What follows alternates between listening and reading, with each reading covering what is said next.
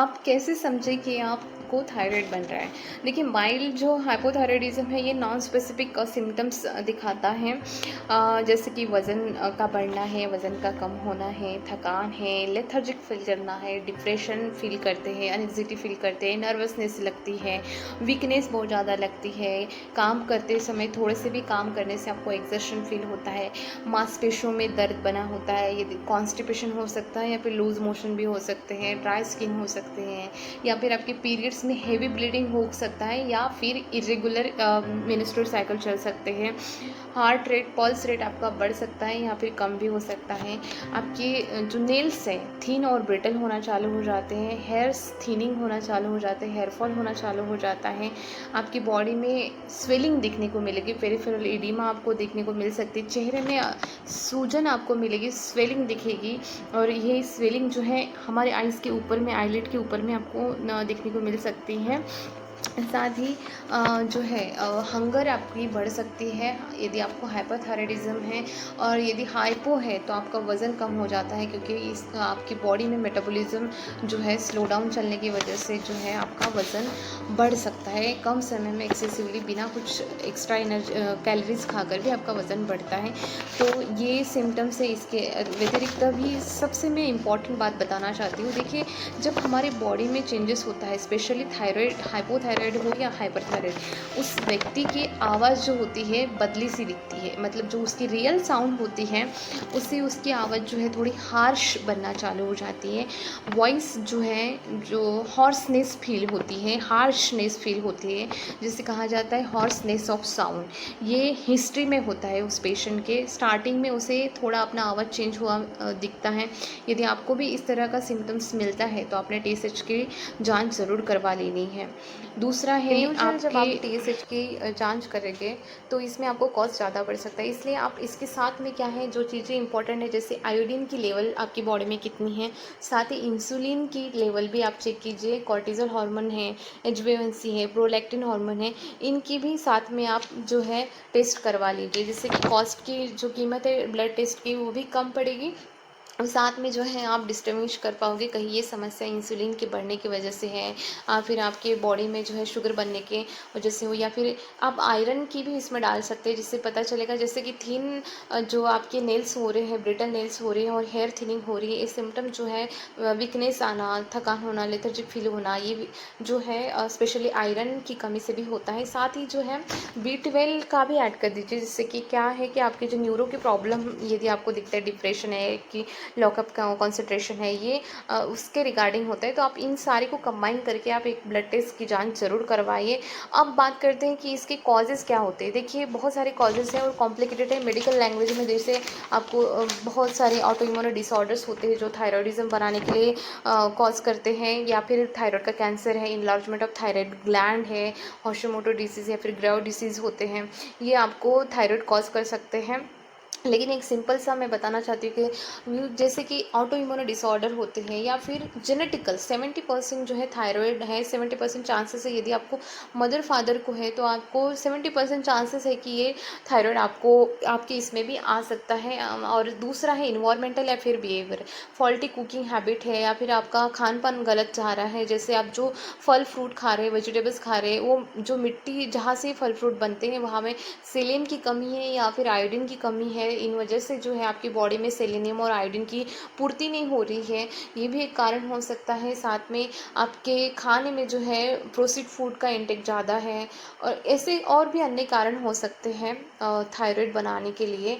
अब देखते हैं कि कौन से ऐसे 5 फूड हैं जो आपके थायराइड के लिए हेल्पफुल होते हैं। देखिए, थायराइड बनता किस तरह से, जब आपको पता ही है थायराइड ग्लैंड होती है हमारे गले में, जो T3 और T4 का सिक्रेशन करते हैं। T3 और T4 ये हार्मोन होते हैं और इसी पे सारा खेल डिपेंड होता है।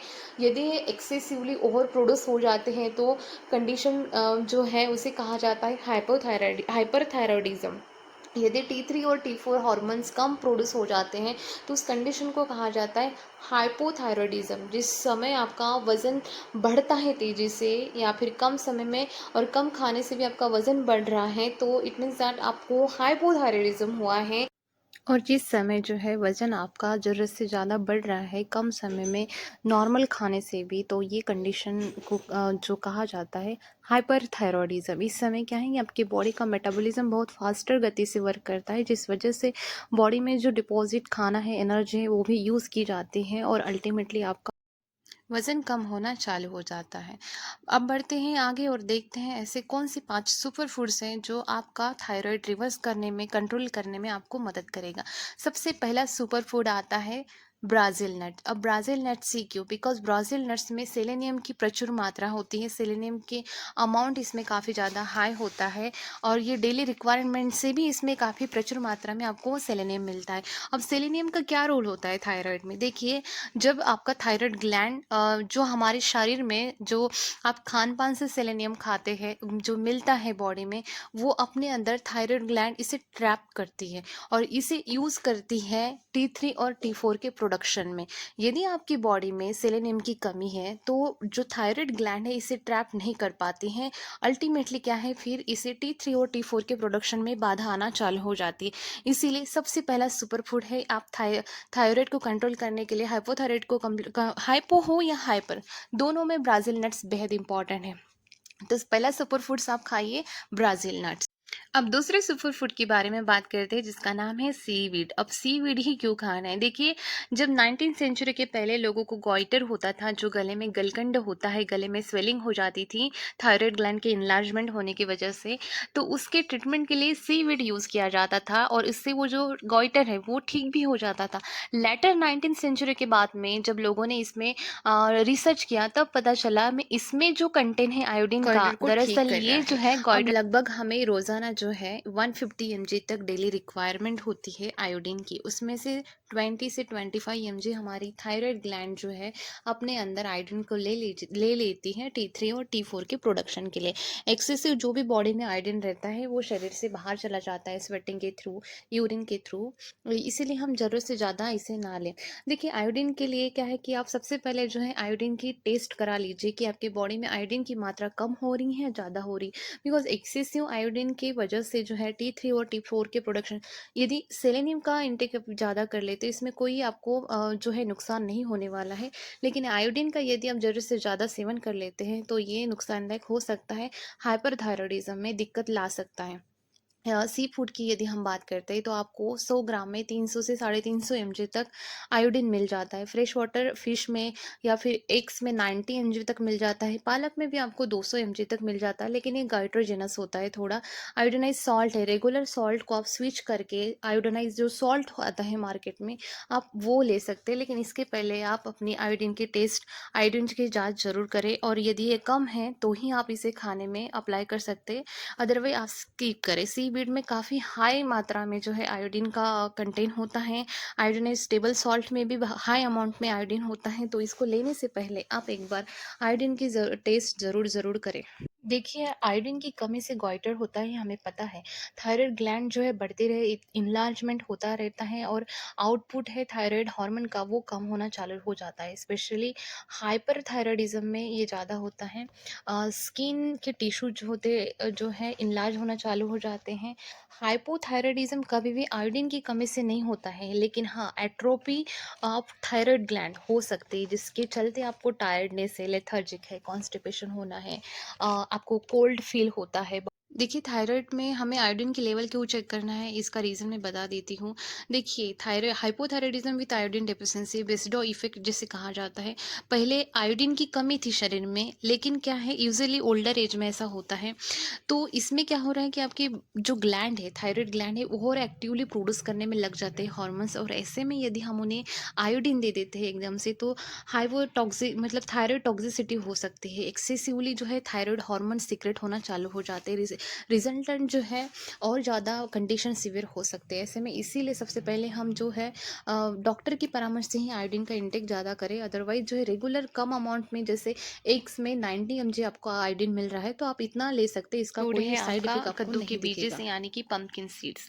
देखिए, इसमें काफ़ी प्रचुर अमाउंट में आपको जिंक मिलेगा, साथ ही आपको मैग्नीशियम भी मिलेगा। अब जिंक क्यों इंपॉर्टेंट? देखिए, जिंक हमारे ग्रोथ और डेवलपमेंट के लिए इंपॉर्टेंट होता है, और जब थायराइड होता है हमें, हाइपो है या हाइपर, उसमें क्या है कि जिंक का एब्जॉर्प्शन जो है इसी वजह से, मतलब थायराइड की वजह से जिंक की डेफिशिएंसी होना शरीर में चालू हो जाती है।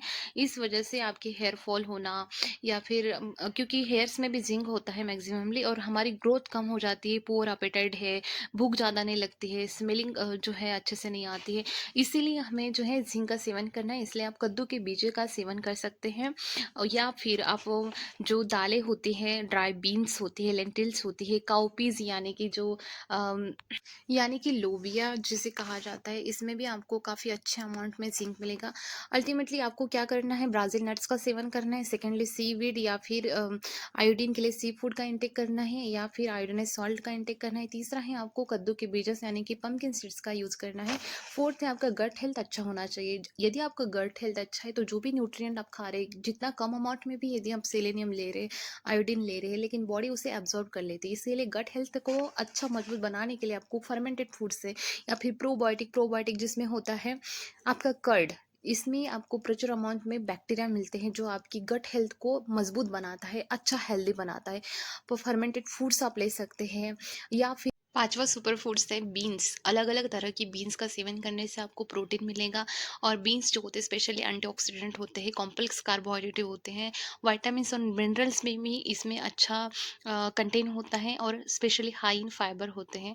तो ये जो है, जब आपको कॉन्स्टिपेशन होता है उसके लिए फाइबर भी इंपॉर्टेंट होता है। मूंग बीन्स होते हैं, या फिर लोबिया जो है, इसमें थोड़े बहुत अमाउंट में आयोडीन भी होता है, तो ओवरऑल ये न्यूट्रिशन आपको प्रोवाइड करता है। थायराइड फ्रेंडली फूड्स होते हैं ये। तो पांच जो है आपके सुपर्स हो गए हैं, जिसमें कि आज के बाद में आप जो अलग अलग तरह की बीन्स होती है ये भी आपके डाइट में शामिल कीजिए। और थायराइड याद रखिए, थायराइड ये सिर्फ मेटाबॉलिक प्रोसेस से हुआ एक डिसीज़ है, और इसे आप रिवर्स करना जो है ईजी है। यदि आप टारगेट रखिए, जैसे वेट लॉस का टारगेट आप रखते हैं, उसी तरह के आप थायराइड को रिवर्स करने का 6 महीने का, 1 साल का आप टारगेट रखिए। और जब हम टारगेट रखते हैं ना, तो हम मोटिवेटेड रहते हैं उस चीज़ के लिए, तो हमें वो चीज़ें करने में इंजॉय आप फील करते हैं, और आप एक एक दिन अपने टारगेट के प्रति, गोल के प्रति आप चलते रहते हैं। इसलिए याद रखें, इन 5 सुपर फूड के साथ में आपको हेल्थी लाइफस्टाइल के लिए आपको जो है बैलेंस न्यूट्रिशन साउंड आपको खाना खाना है। दूसरा, आपकी स्लीप 7 से 8 आवर तक स्लीप आपको होना ही चाहिए, क्योंकि हॉर्मोन्स जो होते हैं हमारे स्लीप के लिए, स्लीपिंग पैटर्न से हमारे हॉर्मोन्स भी जुड़े हुए होते हैं। तो डाइट अकेला आपका थायराइड क्योर नहीं कर सकता है। इन सारी चीज़ों को लेकर आप जब चलते हैं, तो आपको थायराइड को रिवर्स करने के लिए कोई नहीं रोक सकता है, आप खुद भी नहीं रोक सकते। इसलिए याद रखें, इन सारी चीज़ों को मद्देनज़र रखकर आप यदि अपनी ज़िंदगी लाइफस्टाइल चेंज करते हैं, तो डेफिनेटली आपका थायराइड रिवर्स होगा ज़रूर। Thanks for watching. वीडियो अच्छा लगे तो लाइक करें, और आप इस चैनल को फॉलो करें। थैंक्स।